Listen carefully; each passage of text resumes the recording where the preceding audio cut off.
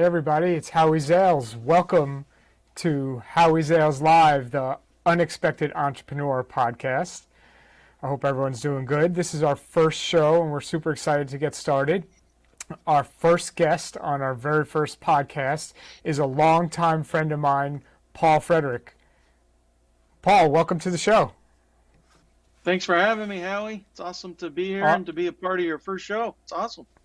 I'm super honored and excited that you said yes. And our relationship goes back a really long time. Yeah. Do you remember the first time I met you? It was, I think, 1991, 2? No, 93? So, or very early 90s. 94? I was working at the PBS station up here in Plattsburgh, New York, and you were at the university, came by and did an internship. And we've been friends ever since. Everything I need to know about directing fundraising. Yeah, right. We had some fun times there, that's for sure. It was a blast. Yeah, so, Paul, update us on your career now. What was like the last project that you just worked on? Well, I worked at the PBS station. I should probably catch people up from there. From 90, I got right out of college in 90. Worked at Mountain Lake PBS in Plattsburgh until 2001. Then the digital revolution happened and you could afford to buy your own cameras and edit system. And I said, I'm going to give it a shot. Try doing this on my own as an entrepreneur, unexpectedly. And you know what? I knock on wood, I managed to make it. So this is my 20th year on my own. And I do corporate videos, commercials, still do PBS documentaries, still do long form, you name it. I've tried just about everything, shoot my own projects for fun when I can. I've been very fortunate to be able to get the gear I needed and stay up with current trends in production. And, you asked about the most recent project. I'm just finishing up two major full hour-long documentaries for PBS. One is on the birth of the Adirondack Park Agency, and that's going to be out at the end of the month. But the other one is more of a passion project, and it's called Return to Auschwitz, the survival of Vladimir Munk. And Vladimir is a gentleman who was in Auschwitz during World War II. All his family perished there, over 30 members, and he lives here in Plattsburgh. And we did a documentary about his life, and it's kind of a long story of how it came to be. But that's the one I've been working on. Let's take a look at the trailer, and then we can talk about it afterwards. Perfect.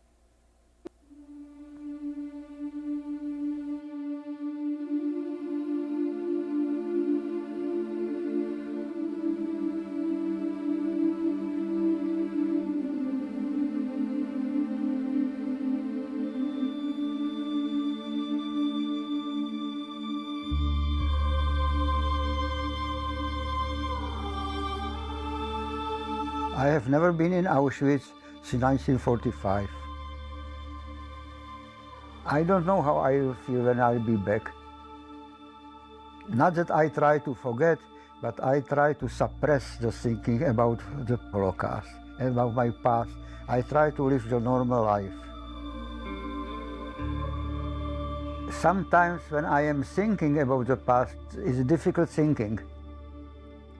I am a little bit afraid that when I'll be standing there and realize that over 30 of my really close relatives, including my parents, perished there, I feel a little bit low. I think that for people it's important not to only realize that it happened, but to preserve the memory of it so that the future generation who do not know anything about it, to learn about it, to see that it really existed.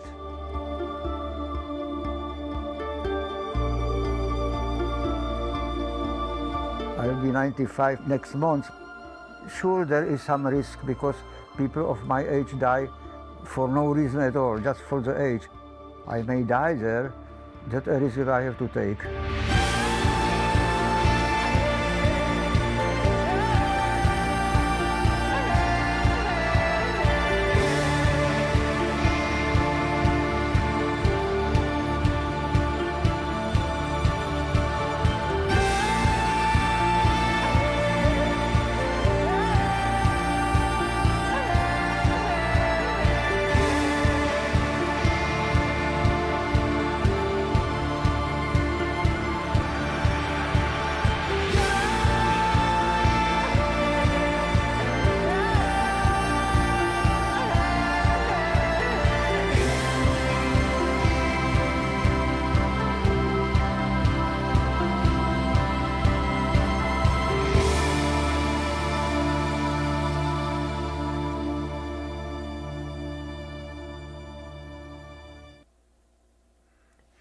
amazing, Paul. I have so many questions about this project. Thanks, Howie.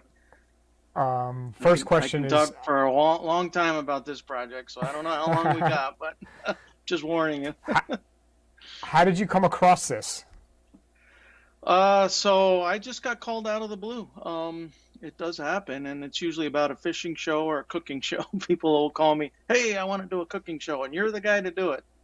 So I get a lot of that. And this woman called me, and I used to play softball with her husband in the late '80s, I'd say. And she had seen a documentary I did in town at a showing at the Strand, and she knew I did documentaries, and she said, "I've got this friend of mine. I'm writing a series of articles for a local newspaper about his story, and I think it would be a great documentary."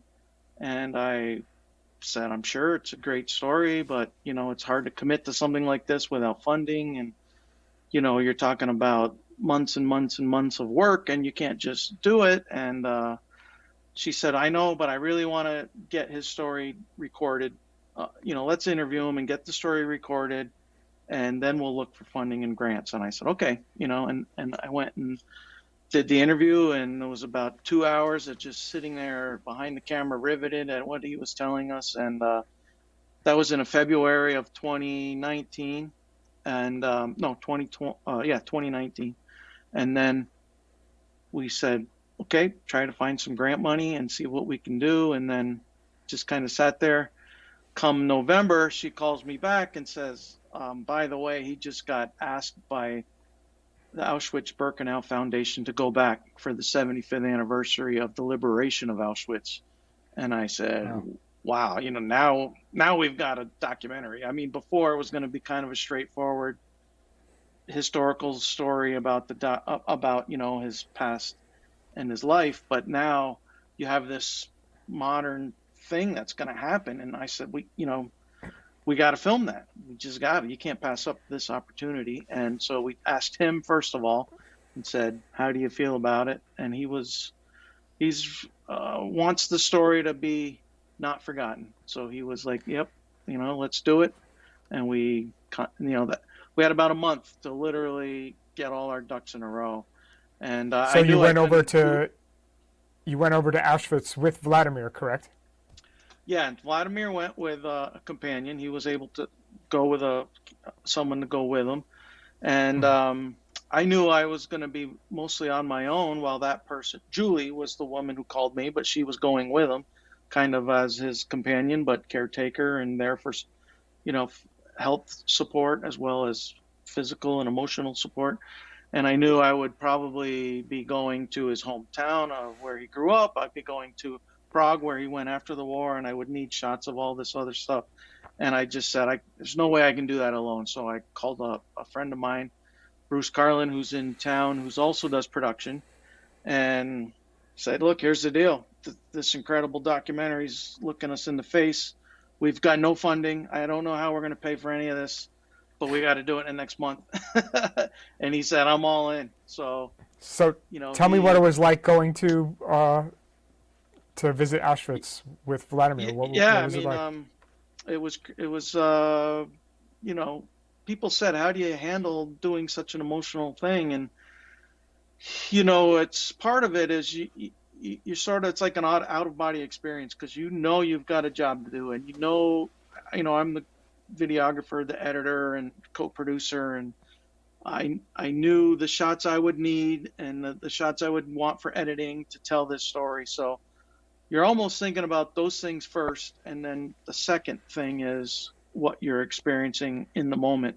And to be there with him walking around the place where he last saw, we're literally on the train platform where he stood with his father in front of Mengele, and Mengele looked at his father and pointed one way. And then he walked up and he didn't even say a word to him and pointed the other way. And he said, "I went that way and I never saw my father again." He was young. He was 18. He could work, hard and do a lot of labor before they were finished with him. And his father was older, went right to the gas chamber. So, to be there on that ground, I mean, you can't even describe it. But, while I was there, I'm constantly thinking about, okay, you saw the trailer from the moment where we left his building, and see all the traveling shots, and when we get there with him, all that was edited ahead of time. I edited that trailer before we even left, and I knew what sequences I kind of wanted to get to finish the trailer. And stepping off the bus, putting his foot on the ground for the first time, I knew we had to have that.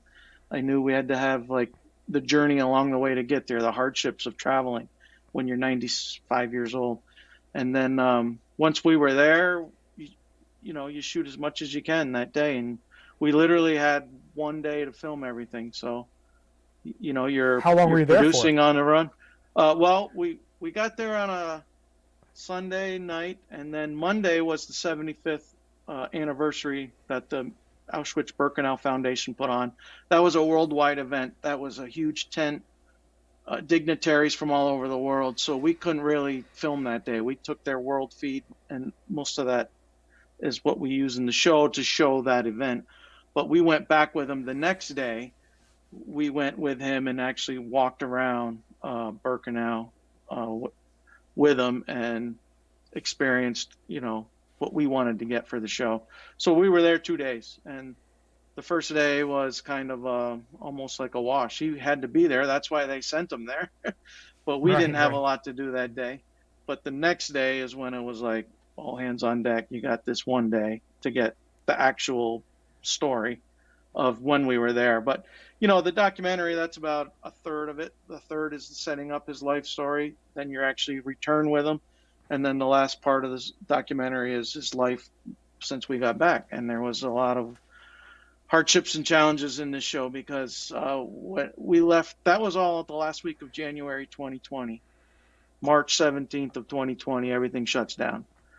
I mean, we were literally traveling all around the world with this 95-year-old gentleman when the pandemic is about to just take over. So we were lucky. No one ended up getting sick, but it really challenged us in getting this finished because the pandemic hit, everything shuts down. We had a rough time looking for funding, and we still haven't got the funding we need to put this out on public television.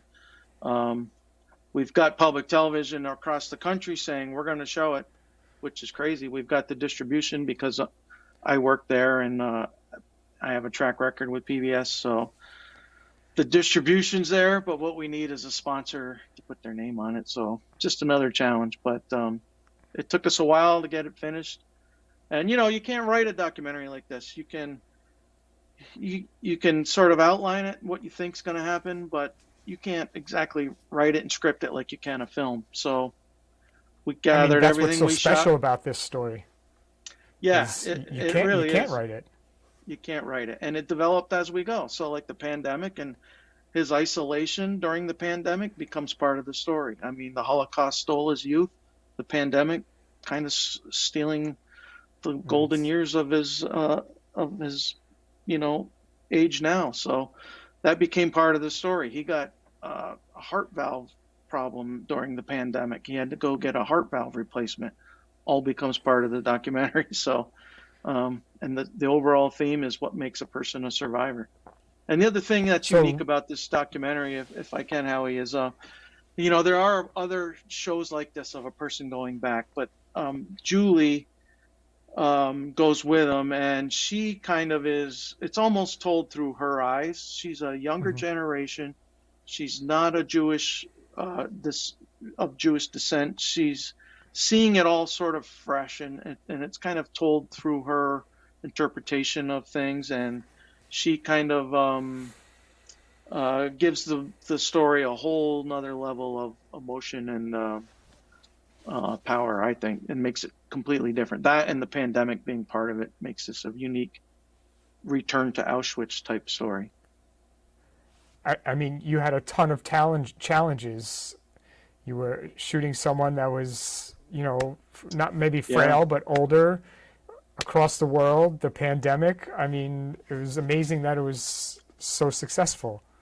Yeah, it's you just don't know what you're going to get. And the day after the 75th, it was our day to go and get what we needed. We had about a 5-hour window where Vladimir had some free time. They were all doing like a tour, but we said we're going to kind of take you and get what we need.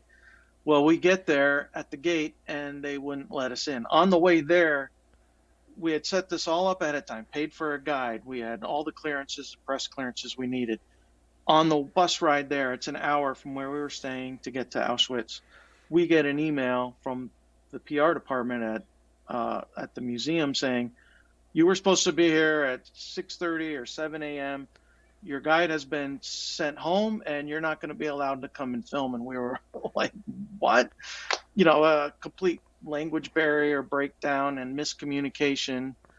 I mean, we get there, all the while I got to get shots on the bus and I got to figure out how I'm going to get off the bus and get the shot of his feet coming down, and you're thinking, oh my, are we going to even be able to do this? And, you'll see in the actual documentary, if you get a chance to see it, is, I'm filming the whole time, but in the meantime, once we get to the gate, we didn't know if we were going to be able to go in. So Julie and Vladimir went in and I had a guard like staring me in the face like that far. And he's just going, and we couldn't really communicate with him. And I said, we're supposed to be here. We got papers. And he just pointing at my camera bag. I had everything in a big duffel bag, and it was too big to go through the metal detector. And that's what he was cranked up about. And he's just like, no. And I'm trying to talk to him, and he's like, no. So Bruce kind of went in, and about 45 minutes later of groveling and getting yelled at, we just got kind of really tore down by their PR department. Like, you can't say anything. You can't try to defend yourself. They're just going to say, see ya, So a few tech questions for you. Yeah. What did you shoot on? Did you shoot on hard drives? How did you make sure you had enough footage? Right here. The good old fashioned Sony A7S. No, it was the A7 III. Shot it all in 4K. I used a gimbal. I didn't even bring a tripod because we had to travel all over Europe on planes, trains, and I don't think we had an automobile. It's all public transportation. So and you had your luggage. So we had one bag of like carry-on luggage for clothes for like a week. And I had a backpack with lenses and that camera and just to SD cards. See if I can show people that don't know. You have a whole bunch of these little guys, and awesome. Backed them up at night. Bruce had a laptop, and we'd make backups, but just shot everything on that. It was literally run and gun. If and with the gimbals now, I don't know if people know what a gimbal is. It's like a little steady cam, and it allows you to walk, and it takes all the bouncing out of the shots. And I use that. Like in the trailer, that shot where it circles around him and you see his face as he's looking down at the barracks at Auschwitz. That was done with a gimbal. It makes it all really super smooth. But that's what we shot it with. So run and gun. Now, don't have time for a tripod. Were you able to enter this in any film festivals? Yeah, this we had 2 showings recently. Last month we literally got this done about a month and a half ago. We had a showing up here in Plattsburgh at the Strand, 2 showings. It's a 900-seat theater. We sold, I think, 550 to 600 tickets each night. So huge, especially with the increase in COVID-19 cases. I think that held a lot of people from wanting to see it in a crowded theater. But we did you had to show proof of vaccine and wear a mask, and then we did a Q&A with Vladimir after, and we have another showing in Albany, and then it's going to be showing at the Lake Placid Film Festival on October 23rd. I'm not sure when this is going to be shown, but October 23rd at our first film festival, and we have it entered in several others. And the hope is to find a sponsor for broadcast and get it out to PBS, and that'll probably be out nationwide in the spring.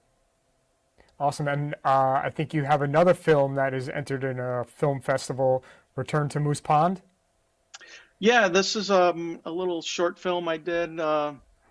It's I thought it was a sort of a personal little film. It was about 8 minutes long. My wife and I and my son went camping, and I always bring the camera wherever I go. Whatever camera I have at the time, I'll bring it with me and get shots. And I wanted to put together a little souvenir type video so we could always remember that trip in the summer. And I put that together and just kind of did Let's it take for a quick look at ourselves. it.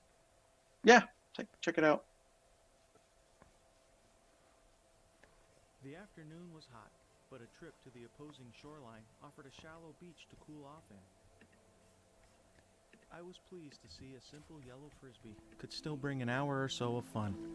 No batteries, no cords, no service plan. Don't get me wrong, I love my iPad, cell phone, and internet. I couldn't live without them. It just made me happy to have a few days without their distractions. It brought me back to my childhood, or at least my memory of my childhood. I wonder 30 years from now what Ben will remember more, playing countless hours of Call of Duty on his PlayStation, or throwing that frisbee on this beach. This is one of those little projects that you do for fun, but afterwards I look back at it, and I think it was 2008, 2009. It's got a very special place in my heart, and also it's submitted it to the Lake Placid Film Festival in the shorts, and it was, I think it came in second that year. So, people have a connection with it too, I guess. And throughout my career, like I said, I do commercial work, corporate videos, and every once in a while I'll do these little short videos more for fun, or if I have time, I'm testing out new piece of equipment. And I rather than just get shots and test out some gear, I'd rather tell a little story with it and put it through its paces that way. So that was you know uh, an interesting moment in my career. That no money again. It seems like most of the memorable things are a lot of times not for a paycheck. They're because they're passion projects. Now, some of my favorite Paul Frederick stuff is your scenery shots, which is a little of this too, but the snow coming down, the leaves coming down. That's some of the most favorite stuff that of mine that you've shot. Yeah, one of the things, as an entrepreneur, when I was first getting started, sometimes you had days where you didn't really have a job to do or work. So I would take the camera, and what I love to do is head up into the Adirondacks, into the mountains, and I would shoot scenic footage. And I made a series of scenic videos that ran on PBS with all that footage. But I did it as much for therapy almost. I mean, I just love going hiking and bringing the camera and getting those nature shots, and then I use them throughout a variety of other projects. And then I sell those clips on stock footage sites. Shutterstock, I've got about 3,000 clips on there, and I use them in these little projects here and there as well. So it's part of that entrepreneurial spirit, I guess. Sit Your around and watch brain never ESPN, stops or you working. can you can go out and make some money. That's right. I hear you. It never stops. Yeah, you got to just have a little bit of drive. And Awesome. yeah.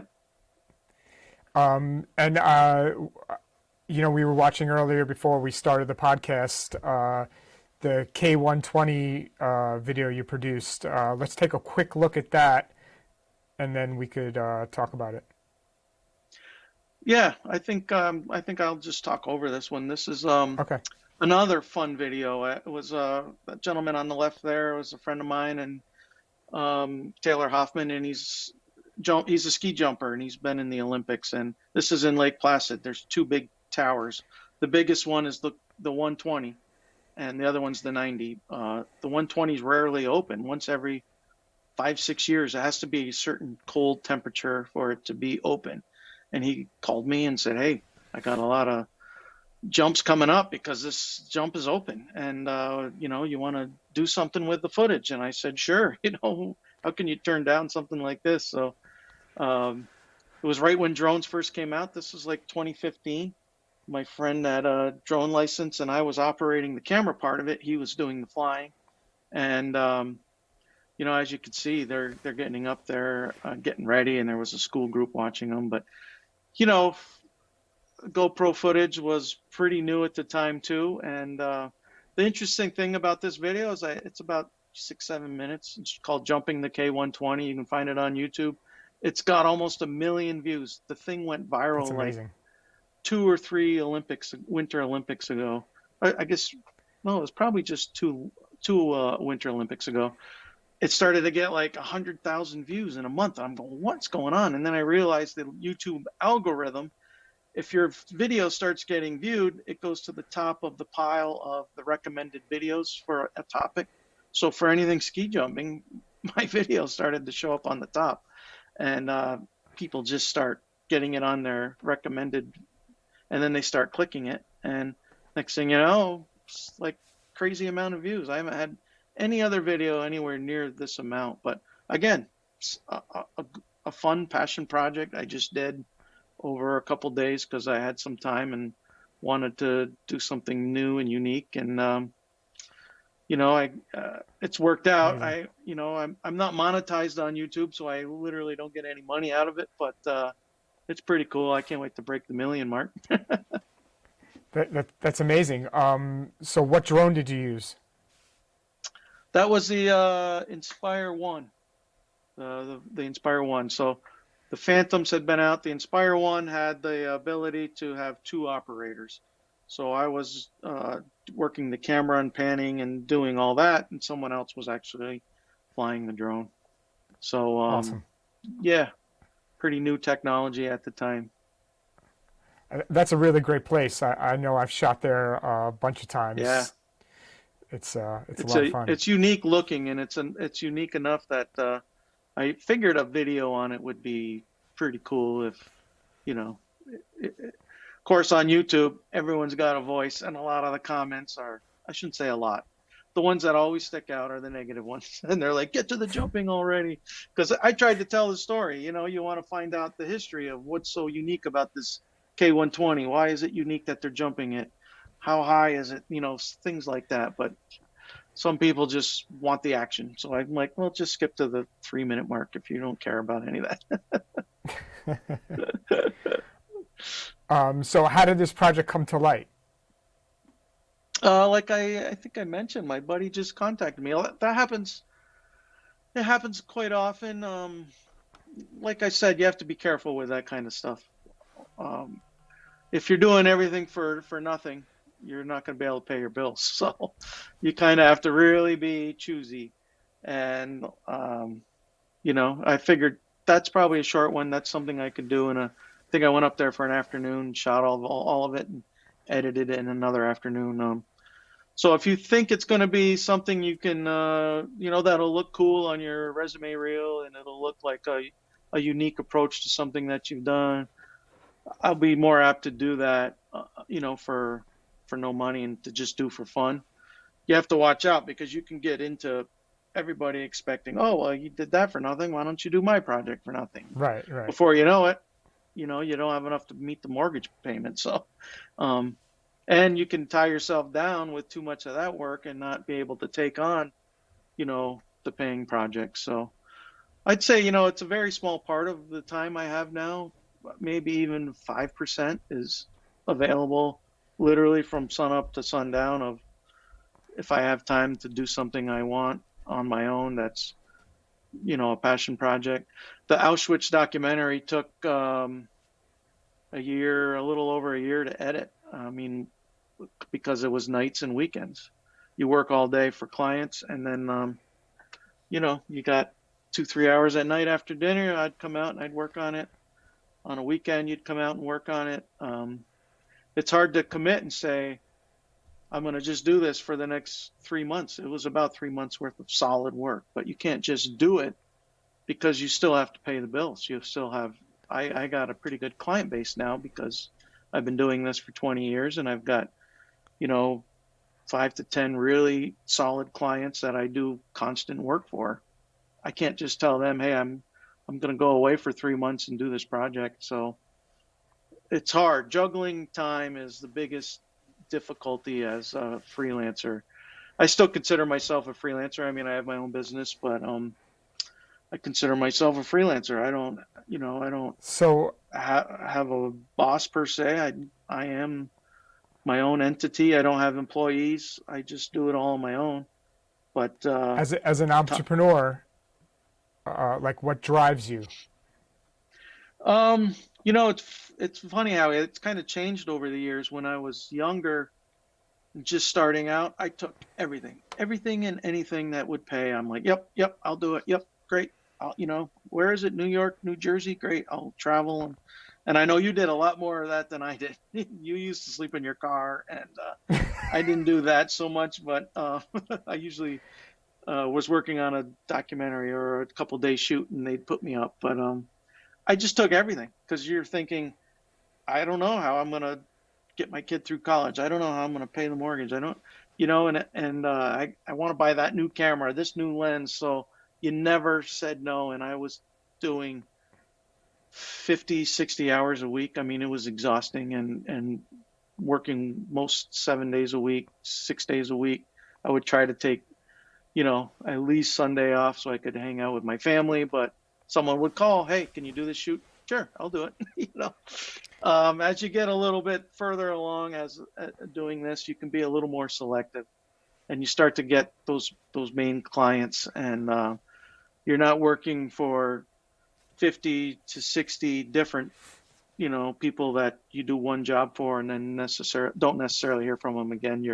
You're kind of tied into, like I said, 8 to 10 really good clients, and then I worked for a couple ad agencies, and then so I didn't have to do those big long trips. So it kind of changes. Your drive changes throughout the years, and I'm happy to say the mortgage is paid for, so we don't have that big expense. You can be a little more selective now, but and that's why I I take on these projects, passion projects, a little bit more now than I did at the beginning. I because of my wife Jenny, I really recently just learned how to say no. Yeah, it's It's tough. like it's very relieving to be able to say, I would really love to do this, but no, thank you. Yeah, it's a key part of, I think, your life, your health. To be honest, I mean, Hmm. you have to at some point uh, throttle it back. But it's also a Yeah, matter of no, pricing. When you price yourself in your services, you want to.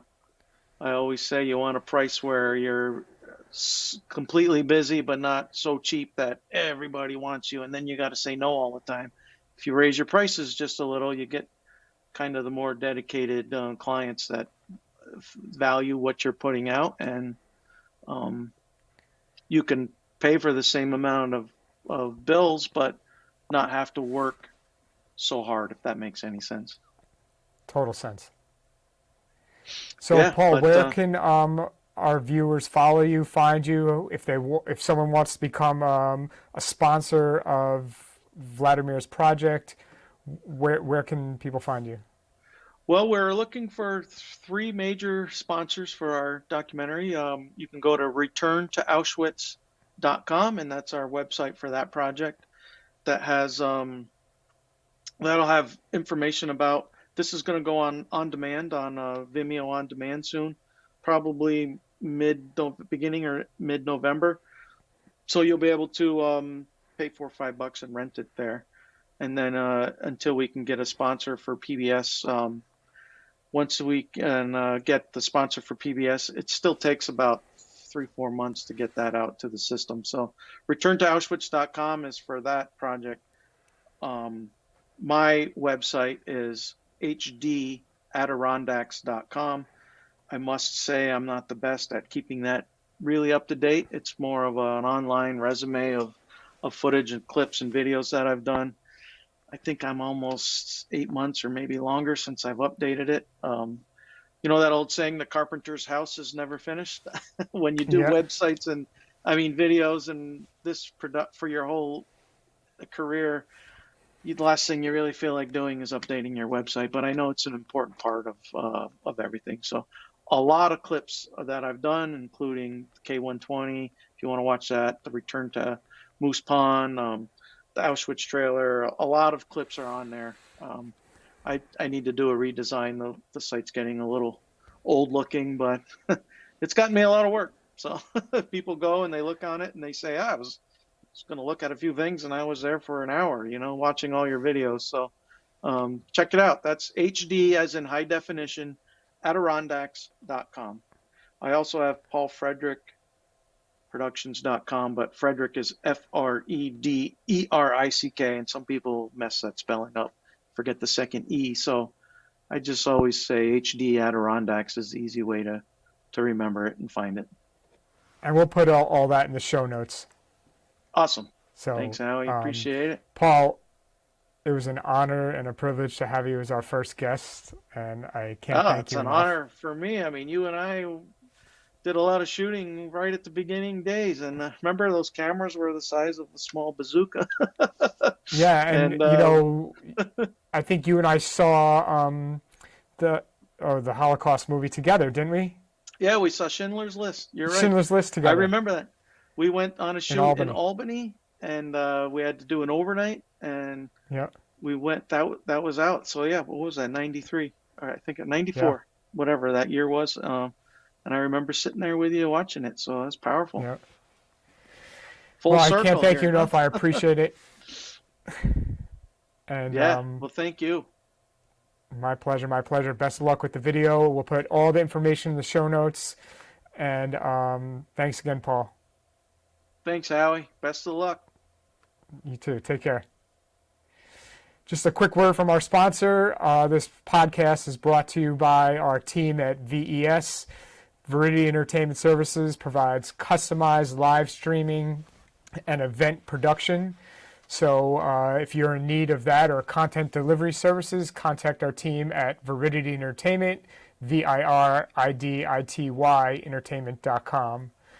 And again, I'd just like to thank you all for joining us for our first podcast. We're going to do these weekly, and we can't thank you enough.